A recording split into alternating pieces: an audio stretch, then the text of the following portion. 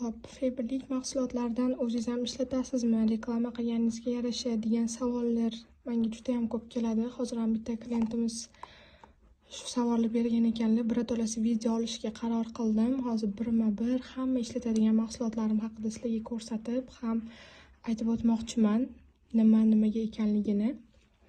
Birinchi bo'lib har doimgidek Isil naborimizdan boshlayman. Eng sevimli nabor yuz uhodi uchun nabor. Gidrofilni masalasi yarim yildan oshiq ishlatyapman buni o'zi. Makiyaji juda ham yumshoq tozalab beradi, ichidagi kirlar qolmaydi. Bir xilda agar yuzingizni yuvish uchun erinsangiz, michlarni vada ham ishlataman. Isil seriyamizdan penka mana shu ko'rsangiz bo'ladi, krishkalari tushib ketgan, qolmagan. Yangisini olganman. Shu tugamasidan tonika. Mana tonika ham ishlatilgan. Undan keyin ko'zdagi uchun qorayishlarni, atoqlarni oldini olishga patch. Ko'rsangiz bo'ladi, bu ham ishlatilgan, o'zim ishlataman. Tin Skin seriyamizdan losyon. Yuzim yog'liligini hisobiga shuni ishlataman. Salitsilov kislotasi borligi uchun yuzdagi yog'ni normaga keltirib beradi. Mana bu ham o'sha qolmayapti. Yangisini zakaz qilganman. Haftada 2 marta ishlatishim uchun peeling gel yuz poralarim ichidagi chuqur kirlarni, tonalkalarni ketkazib beradi. Buni ishlatganingizdan keyin kosmetologga borish ham shart emas.